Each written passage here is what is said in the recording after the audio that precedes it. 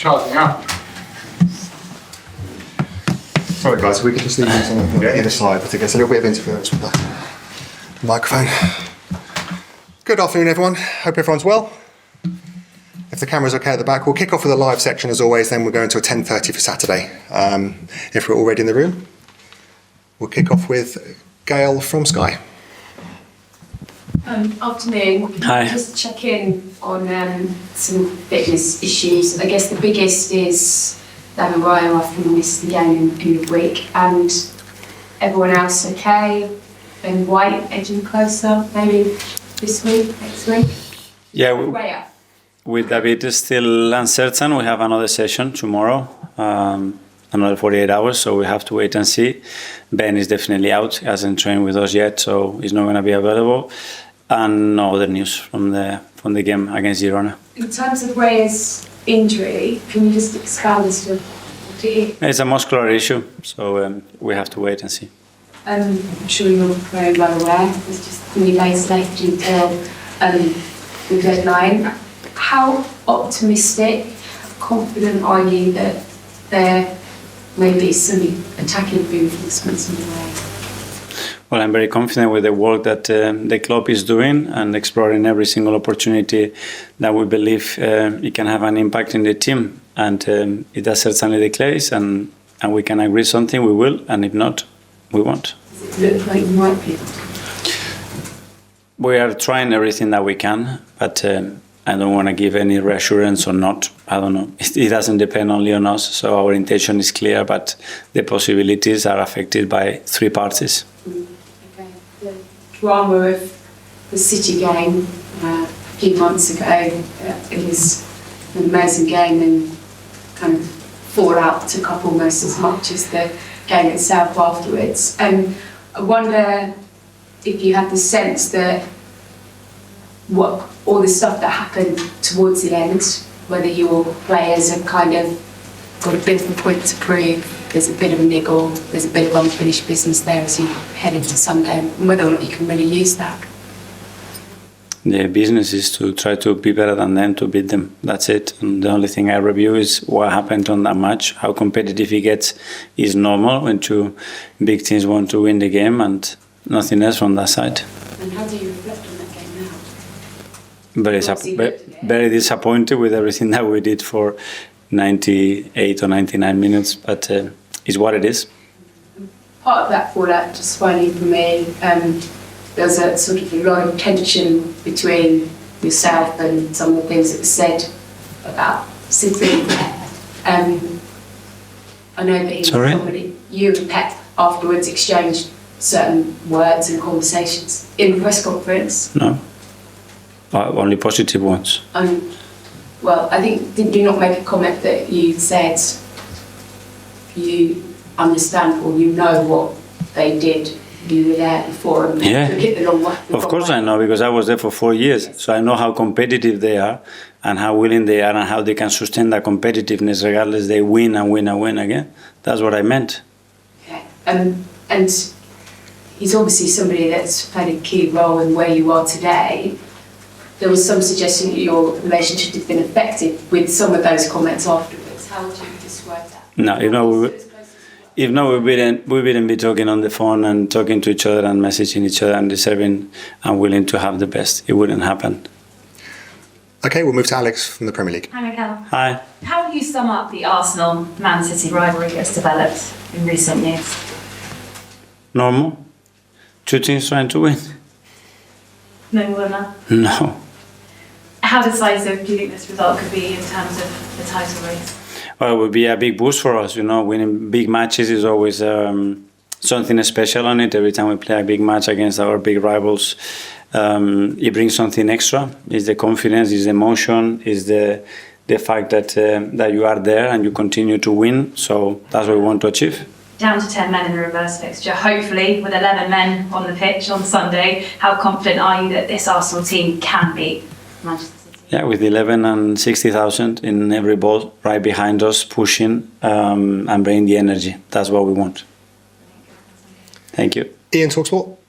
Hi Mikel, how are you? I'm good, thank you. Can I just ask you about you were being asked about transfers, but this week Arsenal and you made a bid for Ollie Watkins, which was turned down, if indeed that's true. Is that the sort of player you're still looking for between now and Monday, an out-and-out striker? I'm not going to talk about any individuals. As I said, we are actively looking proactively to find a solution in that position, and we will see what the market brings. Off the back of the game at the Etihad and events that occurred last weekend, how important is the man in the middle, the referee, on Sunday? Listen, he needs to do his job the best as we possibly can, like we have to do, each of us. There's nothing else, nothing new, nothing special. We're just going to focus what we have to do from our side to be better than City and try to beat them. Is Sunday must win? Sorry? Is Sunday must win? We really want to win. Yeah. Is it must win? You have to win it. I mean, every game we have to. We have to. On paper, you have to. Is that will? And last one from me. The beginning of the season, if we'd all been sat here, we'd have thought if Arsenal finish above Manchester City after the last 2 years, they'll be champions. Are you surprised this season how, I'll use the word inconsistent, Pep and Manchester City have been? I don't know, but that's the beauty of football. That is not that simple, and it's much more complicated than what you think in June or July or August. Alex from the BBC. Hi, Mikel. Hi. I know you're not going to speak specifically about individual names, but Ollie Watkins is an experienced striker. So the forwards you're potentially looking at, are you open to experienced players coming in, or a young player who can grow and develop at the club?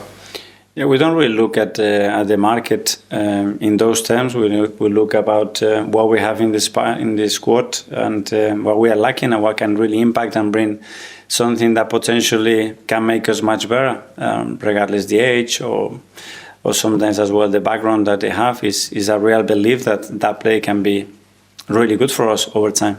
And is there a world where you don't bring in a striker? Is it a must that you have to bring one in before Monday?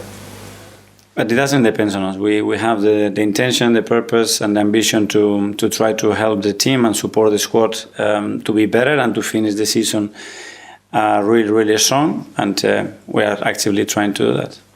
Tom, Football London. Hi, Mikel. Hi. Against Wolves was the first time that we've seen Marcelo Skelly and Nwaneri start in the Premier League together.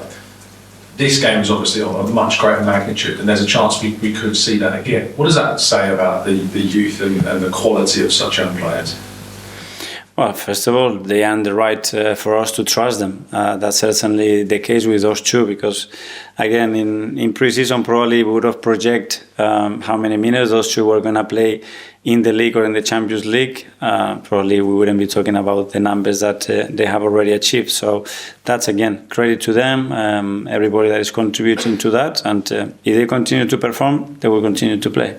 And the Premier League has thrown up where its fixture list and the timing of this game, with it being the day before deadline day. Is there any way that the result of this game could affect how the transfer window ends for Arsenal? No, the result, no. I mean, hopefully not, but obviously something happens that obviously is no plan and would put the squad in a much dangerous position. It might do, but that no, because that would mean that we haven't planned anything and we're just reacting to something last second, which is not good. Phil from PA at the back there. Hi, Mikel. Hi. You say you still speak to Pep on the phone. Does he still think that his side are in this championship race, or is he? We don't, I think it's very obvious that it's yes. We don't have to discuss that, I think. Just in terms of the last match against City, there was obviously some comments made by Erling Haaland to you after the game. Just your opinions on that? We sort of speak to him? I don't take anything personally. What happens on the pitch for me, and since I've been a player, it stays there, and it's full of emotions and things there, and I just leave it aside and move on. Okay, finally here for the live section, James Neer. Kai Havertz played a crucial role in the season with his off-ball movements and contributions to both goals. And it says, how important is he to the squad going forward? Yes, very much. Obviously, he's been our main striker now for a while, and he's producing some big numbers, and his work rate is unbelievable. Not only that with what we're demanding to do in our model, his availability has been exceptional. So he's always there, and we are very happy to have him. Okay, guys, that finishes the live section. We'll now go to